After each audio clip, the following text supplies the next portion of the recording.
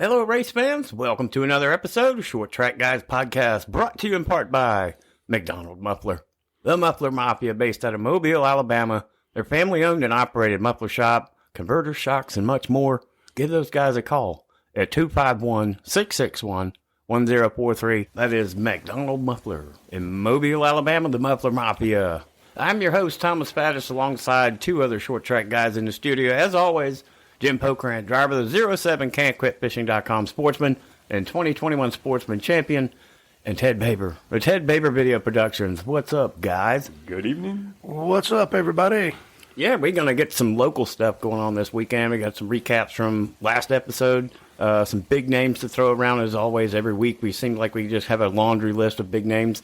But first, before we back up, we've got what they're calling a doubleheader, but here in the studio it's going to be a triple header. Pro Late Models this weekend at Five Flag Speedway with the host group, which is going to headline we're going to put it in our studios, the Sportsman, yes, with Jim. And they're going to go to Montgomery on Saturday night with the Pro Late Model Show Me the Money series. And we've got Ted's special group, the Grand National Super Series up there along that. So it's going to be a triple header for us. Oh, yeah. But we're going to get to Jim and see what's going on with that shop and see if he's got anything up his sleeve for the Friday night. Not a whole lot. Just rescaling the car. Found a bent ball joint from the activities from the last race. And talked to my setup guru, John Ruth, tell him what the car was doing, and we've made some adjustments. So we'll see what it does. Hopefully it's faster. If it'll get in the corner and turn, it'll be much better. I just can't get through the center of the corner. I mean, my old car used to rotate so good. This one just not so much, but I ain't hurting for horsepower, so we'll get there. And hopefully we won't have any more extracurricular activities with a certain bunch that shouldn't happen, but it happens. So we're going to have some fun. That's what it's all about. I mean, Ben Cranford's back in town. He's going to be out there with us. Martin Beck. I'm sure Zach Morris is going to spot for us. Ted here is going to be there when he gets back from his trip. He's got some work-related stuff to do, and so it's going to be a fun weekend. I'm going to enjoy it. We're going to go to Montgomery and watch the Grand National Super Series and the late model race and hang out with some of my buddies that run street stock up there. I'd love to go, but I don't have a 350 carburetor, a 390 carburetor, so not going to make it. Nope. So we're just going to go watch. Yeah, that'll be fun too. It'll be a good time. Yeah, that doubleheader starts Friday night with the Pro Late Models here, and they'll go up to Montgomery with the Grand National Super Series. But we're just going to touch on the points real quick with these names: Dawson Sutton, Matt Craig, and Bryson Schaffer, the top three in the Alan Turner Pro Late Models series. And they showed me the money. We got Bryson Schaffer leading that in the 12S. I might have to put that out there. That's a pretty good number. And Chase Spradlin and Christopher Tullis also in the number 12 in the 3 spot there in points and show me the money. I don't have a point series with the Grand National Super Series, but we're going to get with that. And I think we've got some names to throw out here with the Grand National Super Series up there in Montgomery, like Jeremy Mayfield, maybe? Yeah, he was one of them. Oh, that's cool. I didn't know he was coming. Yeah. I like Jeremy Mayfield. But, and Bob Shatt, the guy that runs that, he was an ARCA champion at one time. And there's a lot of that. I said it before, and I've said it on other podcasts we've talked about it. It's just a neat series. It takes these old cars that are obsolete and gives them a place to race. Right, yeah. And lets these guys that, hey, I'm done late model racing, can't afford it. It's actually cheaper to run these cars. Right. Yeah. So it's a good series. I'm interested in seeing about it. I want to look at the cars. I want to talk to the drivers. Ted said he's bringing a camera. We might do some interviews, so we might have some stuff on there for you. And get some sound. yeah, we'd like to start interviewing some Crown Stock drivers too. We were talking about that earlier tonight. That that's an up and coming class. It's just exploding right now because it's crazy. Well, we were over at Story and Blake's shop earlier today, and they've got like 6 of them sitting there. Cars that they're going to build. So we'll see what happens. That's going to be. You've almost got enough out there now as it is. Hopefully, there'll be some more experienced drivers. That just want to go out there and have fun in a different class.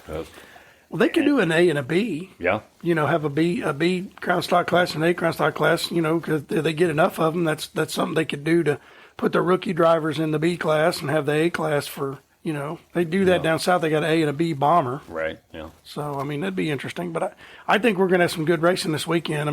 Between Pensacola and Montgomery, it's going to be a good show.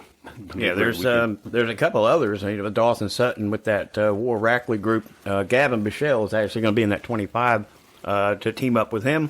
And we've got Anthony Cataldi in the Jet Motorsports entry coming in with Elliot Massey. Elliot Massey is it's a pretty unique story. He's coming back after a long illness from COVID, recovering and getting back in the car behind the wheel, and it's good to see that activity going on too. Yeah, good to see drivers come back with illnesses. That sucks when you get sick and you can't drive your race car, can't do what you love to do. Yeah. And Elliot Massey's been around a while, so that's a good thing. Yeah, we look forward to this weekend. That's Friday and Saturday night at triple header in our studio as far as we're going. But there's action everywhere from last weekend that we're going to get caught up on, and then this coming weekend with big races. Yeah. Oh, yeah. Going to be a good one. And we had some good ones this past week also to talk about. Some good racing. I mean, it's all over the country and happening during the week. Right. Yeah, that's the crazy part. Yeah. I mean, but hey, they're packing them out. Wouldn't be talking about the Money in the Bank in Berlin, would you? Money in the Bank in Berlin. Yeah. Not that one. I mean, won by Mr. Eric Jones, Cup winner, Snowball Derby winner, 2-time Snowball Derby winner, Eric Jones, in the black number 4, which was really reminiscent of when he won the Derby when he passed Kyle Busch and won it. yeah. And then Kyle Busch had to fuss and complain about it. And then he got told. His boss took over and said, boss hey, didn't hire him. Yeah. And the kid wins the truck championship in his rookie season. Exactly. So Eric Jones is full of talent.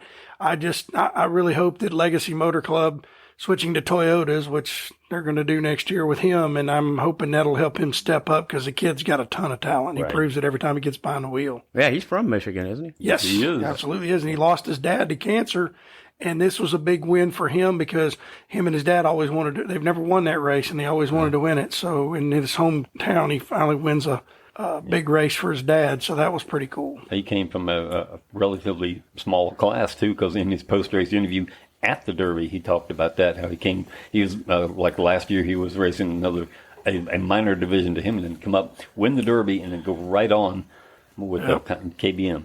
Yep, the dude's full of talent. I mean, he's another driver didn't get a fair shake at Joe Gibbs. Right. I don't think he got a fair deal, but that's okay. Eric Jones, Kyle Crump, and Bubba Pollard round out the top 3 with Andrew Scheid and Gio Ruggiero rounding out the top 5 there. Money in the Bank 150 in Berlin.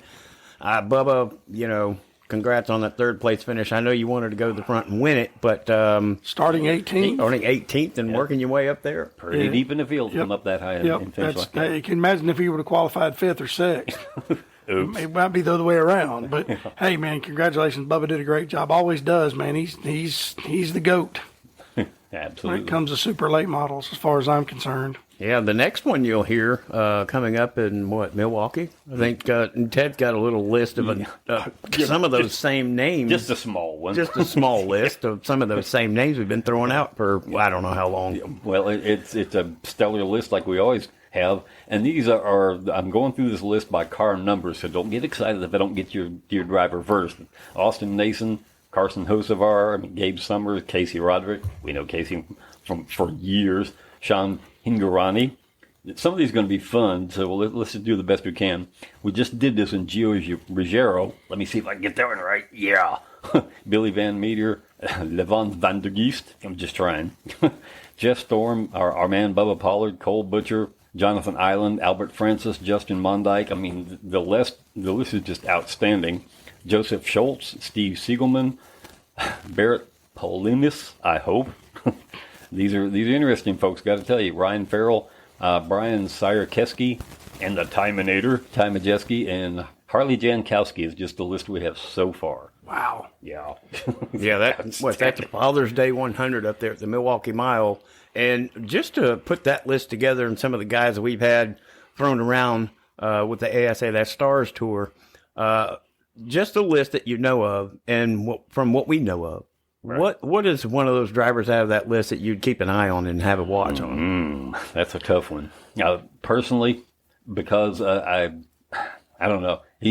We're all Bubba fans, but we also know that the Timinator can get it done as well. Ty Majeski, that's the guy I've got to run with. But anybody, it can be anybody's game at any time. You just never know what's going to happen. Get a hole in your radiator, get a hole in a tire, something breaks. Who knows? Yeah, that's true. I mean, But right now, super late model asphalt racing, I get dirt racing is doing very well, and we've got to talk about that later too. Right. But I'm dreaming of it. yeah, good one. Yeah. But I mean, super asphalt late model racing. I see these people on, it's dead. It's dead. Really? Look No, at it's the not. Cars Tour. Look at the Stars Tour. Look at every time we have a Blizzard race at Five Flags. Yes. We have even pro late model races are starting to get really big again. Yep. I think that the short track racing, as far as late models, is very healthy on both sides. But you got people that are going to hate on asphalt and they're going to hate on, people hate on dirt. I don't hate on dirt. I go sit and watch a race. I hate to see people walk by and say the words, well, dirt's for racing, asphalt's for getting there and all this other crap. And I'm like, well, have you ever driven an asphalt car? And I'm go, no, it's probably because you'd suck at it. There's a possibility. Because there's several dirt people that have come over to our side and went, this is hard. Yeah. Okay, well, yeah, I get it. But, I know a couple that have done pretty well out there. A guy named Steve something or other. Yeah, but Steve's that dude just had some talent. And plus, I mean, for the pile of junk that he had, he was embarrassing the way he wore us out. And, I always said he was a better driver than all of us, and that's just true. Yep. I mean, We're talking Steve Buttrick, of course. So yes. Well, and of course, he had the same guy in my corner, John Ruth, and John is a walking computer. I'd love to get him on here one night. We'll have to do that, man. I'd like to get John to come over one night and sit and talk racing because, dude, that man, it's funny as you're sitting in front of him. Me and Mike Gorham last night were talking about this. You start talking to him, and you can see it, like, look in his eye, and you see the wheels just start going, and he's like, okay, do this, Dad, try this, and do this, and change that, and then if that doesn't work, do this and this, and then, but he keeps it simple. Yeah. There's nothing complicated about what he does, and the man can build you a set of shocks without a shock dyno, without all that other fancy crap. He's a damn genius, Yeah. and we appreciate him. Everybody he's worked with is done very well. Yeah, he's helped me out a lot. Well, I'm going to go out on a limb here. A lot of these names, this is one you're going to recognize from a past big race here locally. But I'm going to go back in the date of August of 97. Wow. The ASA National Tour Track Auto 250 weekend. This happened to be the mile in the Mid-American Stock Car Series on the way to his first 2 consecutive championships. And I'm talking about Stormy, Jeff Storm. Yeah. Well, Qualified for the Derby, started 36th this past year. He's going to be one to watch because he has he does have some experience at Milwaukee, unlike some others. yeah, that helps. That's a unique place to race. It's flat and fast. Yeah, and like I say, you just never know. Odd things can happen, things can break, stuff can go wrong. You have just be off on your setup just a little bit, and then bam, you're Yep. tail end.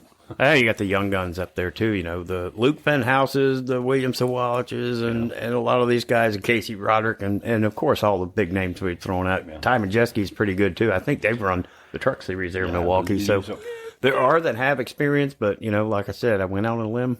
Jeff Storm is my pick. Not going to pick him to win, but I would like to see that because I did go on the limb to pull him out of the hat. But Jeff Storm, I'm looking to see him do really well this weekend. Not necessarily a limb. I mean, if he's got this experience here and, and the crew behind him, you just never know. You don't. Never know. That's what they call racing, I think. Yeah. Yep, it's a game of chance.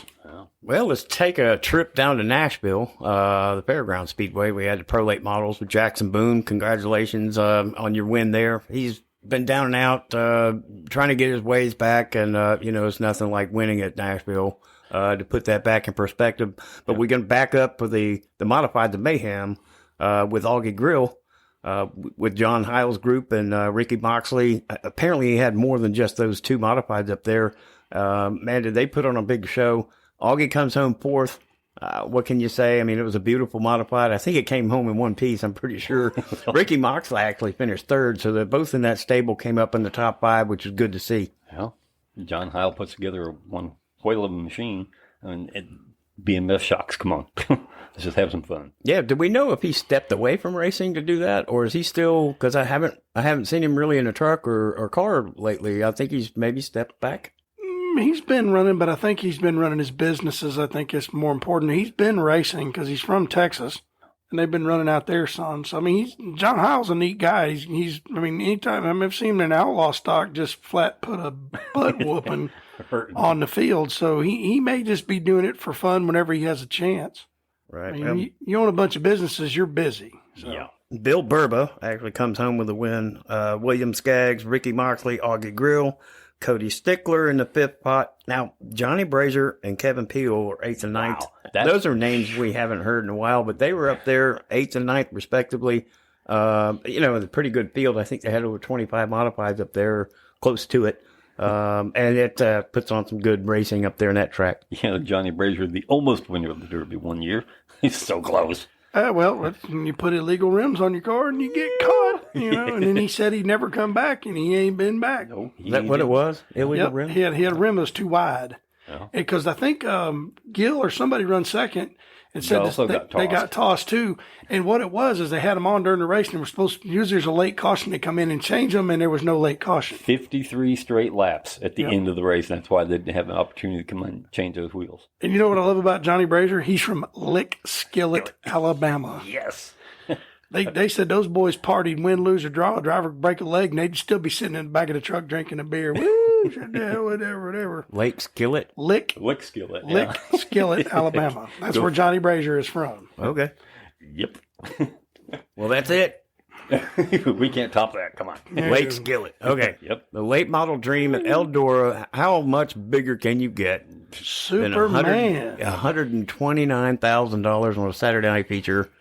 Wow. Well, I mean, it's $100,000 50 pot for crying out loud. Yeah, you ain't lying. Some fan went home very happy. Really? You won $100,000? I won $100,000. But Jonathan Davenport, baby. Yeah, Jonathan Davenport, I think we watched the replay Yeah. again, and I think he took the lead at lap 30 Yeah. and led the last 70 laps in and out of traffic. And He had some challenges at the very end, very close to the end. I mean, it was like with the 2 laps to go, he almost got overtaken. yeah, slide jobs, cushions, sweeping. They were going all over the place, and it was really entertaining to watch. And for $129,000, you're going to do some pretty crazy stuff. Yeah. Yep. We'll get out there and get with it. But he broke that winning streak. Yeah. So, I mean, he got it done. And you can't, if Jonathan Davenport rolls out on that track, I'm telling you, I watched him at Phoenix City, and I've said this before, but it's just bears repeating because it was the coolest thing I've ever seen. He comes down the front straightaway, started on the outside of the second row. He went off into one, and when he threw that thing off in there, I said, he's going to be out in the parking lot. There's no way that car's going to make it. He rolled the outside, past the leaders in the center of the corner, and never took his foot out of throttle. That thing was reared up all the way down the back straightaway and took the lead and never looked back.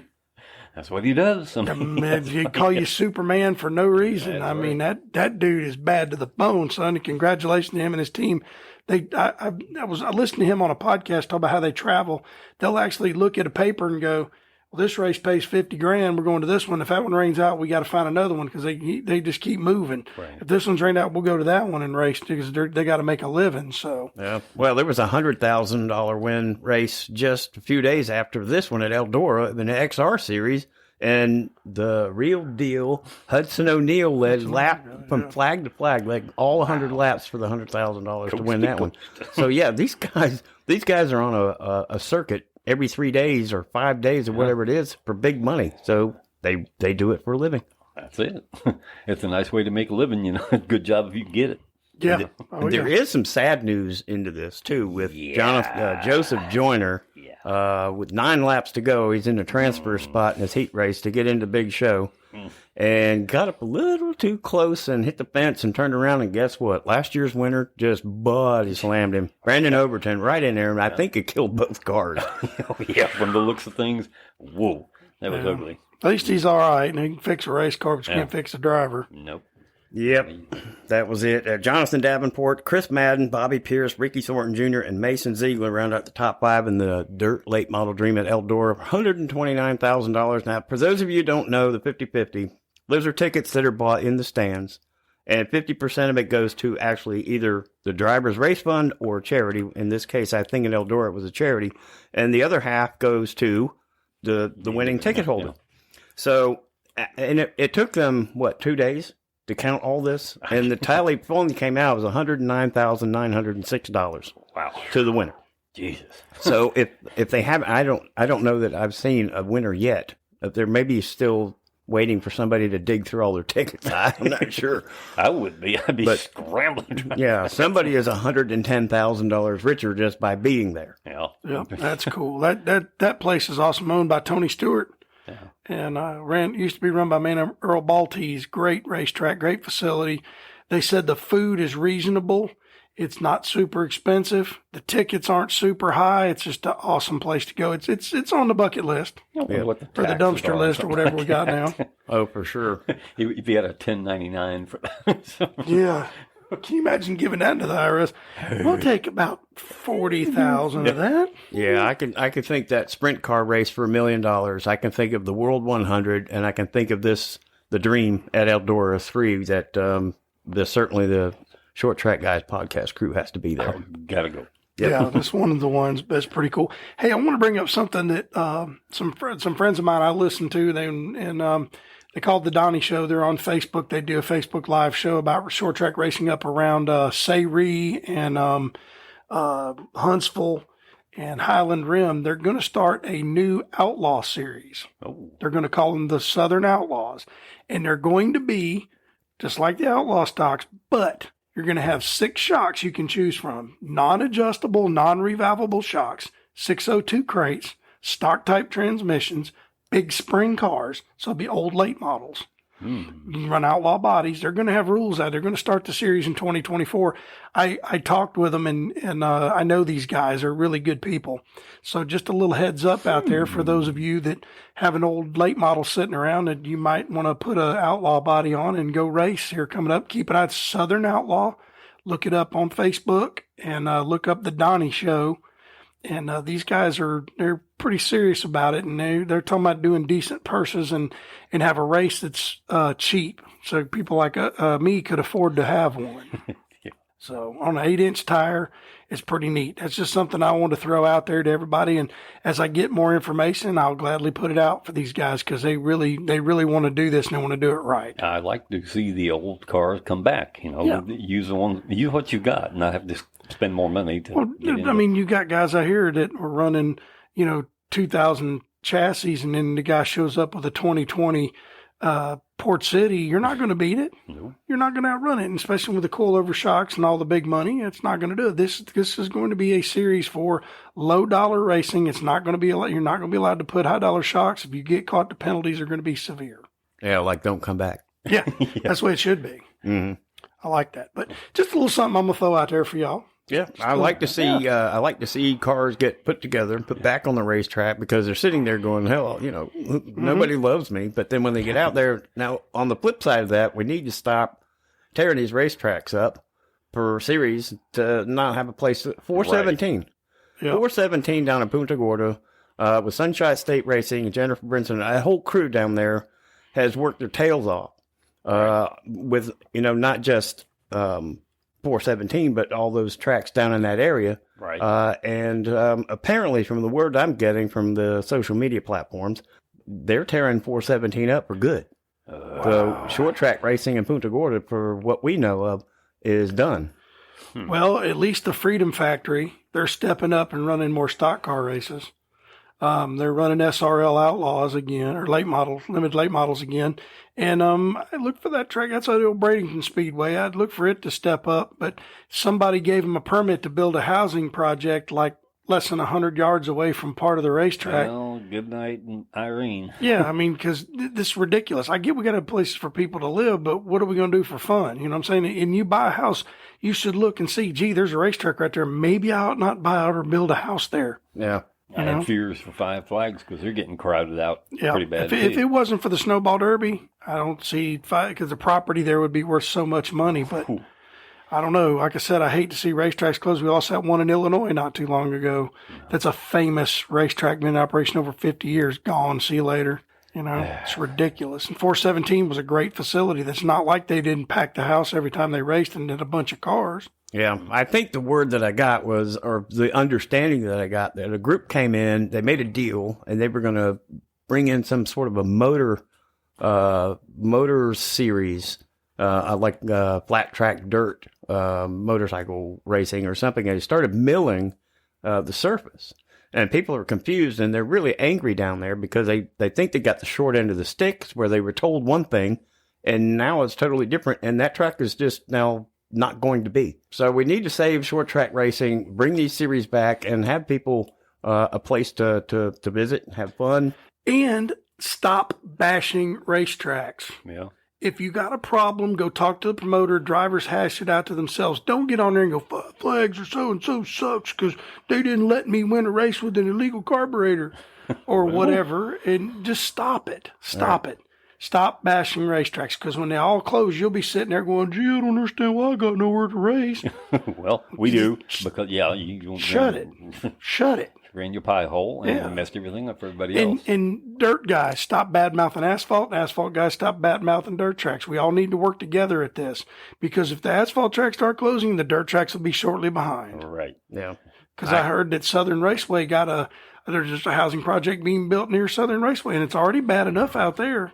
They got to be closed off by 11 o'clock. So what's going to happen when the people move in, buy a house, and they go to the county commissioner and, I bought this house and I can't hear the noise and the dust. And I'm sick of people, man. If you don't like racing, shut your cake hole. All right. How about that? We'll just leave it at that. Yeah, man, we'll get on some little good news now. Yes. Instead of throwing these tracks away and bashing them, that needs to flip, obviously, and we're going to try to do that here in our studio. The Cars Tour Pro Late Model Series was at Dillon this past weekend, and there's a guy named Tristan McKee. I want to take a wild guess as to his age. Well, 12? I cheat because I happen to know, but yeah. 12 years old. Tristan McKee wins the Pro Late Model race at the Cars Tour up there at Dillon, and Katie Hettinger, and who have I got listed third here? Ashton Higgins and TJ DeCare and Gio Ruggiero again rounds out the top 5 at Dillon. But 12-year-old Tristan McKee, congratulations, young man. You 12 years old and you winning a Pro Late Model already. You've got a future ahead of you. So keep digging. Wow, that's incredible. I've seen a 14-year-old win a wing sprint race out here at Five Flags before, so crazy. Yeah. But I mean, these kids nowadays have no fear. I ain't like the rest of us. We done hit that wall once, twice. They're balls to the wall and go for it. You learn to respect really quick because that wall does not go anywhere. No, it doesn't. And this inside guardrail or other race cars, I've hit it all. Yeah. I know. Everything but the pace car. Every time we talk about the youth, it goes back to that story years ago with the Swindells down there when they brought him in here. And Jim had a little conversation with Sammy, Kevin's father, and asked him after he'd set the track record, he said, where did he put him? He said they ain't dropped yet. And I didn't really get it at first, but then I walked off and I was like, oh, okay. Yeah. So now anytime we talk about youth and winning like that, 12, 14, 15 years old with a resume, yeah, well, they have no fear. Basically, it's in a no pun intended, but in a nutshell, that's what Sammy was talking about. They have no fear. But Yes, absolutely.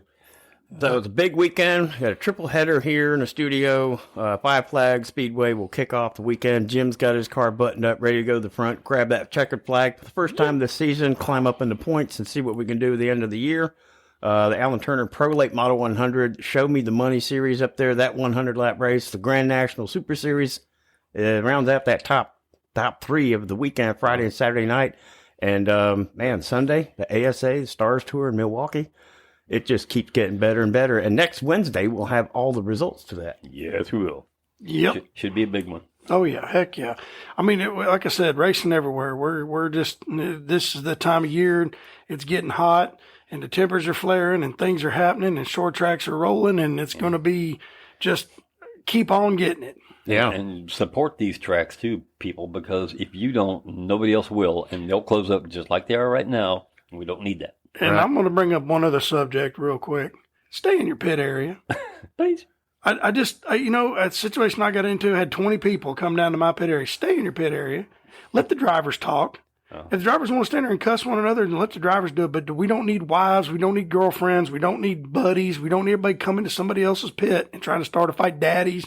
Everybody else trying to start a fight with somebody. Yeah, that's not good either. No, we don't need fighting because it makes us look like a dumb redneck sport, which we kind of are sometimes. But because I happen to R one. But the point is, the drivers need to talk, not the girlfriends, not the mamas, not the daddies. The driver needs to come talk to me. And if you got a problem with me, come talk to me. I'll talk to you. We'll Or talk it it's out. just racing and move away from it and not do it at all. Just go back, pick your car like everybody else, and come back. Just don't even worry about it. But there ain't no reason for folks coming stomping down somebody's pit area trying to start a fist fight. That's just no. No, it gives a bad look for all the kids in the pits too, because there are youth kids, and they see that, they think it's okay, and then they grow into that, and it's just not a good vision for those. Well, see, that's why I stay in my pit area. I don't go. I drive my car at the race to the pit. If I got a problem and they come down here, well, then if they get too close and things happen, things will settle. But it just the tracks need to start penalizing people for going to the people's pit. Go to somebody's pit area, it's a 1 week suspension. Yeah. The bottom line is support your racetrack. Like Ted said, just get out, get your family, and especially this weekend, happy Father's Day. Get your father out and treat them to a weekend at the racetrack. Yep. I miss my dad. He was one of my number one race fans when he got to go. That's one of my hard, fast rules is do not videotape races. It can be used against you later. No, you mean fights. Yeah. You videotape races, Ted. You just don't. Okay. I'm sorry, Hey, Ted. CRS disease. What can I tell See, you? I hear you. But fights, you don't videotape anything. And these idiots are cell phones. It'll bite you in the butt. Yep. And you don't pick up a weapon either. Just use your fists. I'm just kidding. No, let's not fight. But it's try to avoid it. But if you got to defend yourself sometimes. It just happens. Just get out this weekend, support your racetrack. Happy Father's Day. Get your fathers out there. We're going to do the same. Yes, we are. Yep. Yes, we are. And we'll get to next Wednesday. We'll get back together and go over all of this excitement that we've got coming up. We can't wait.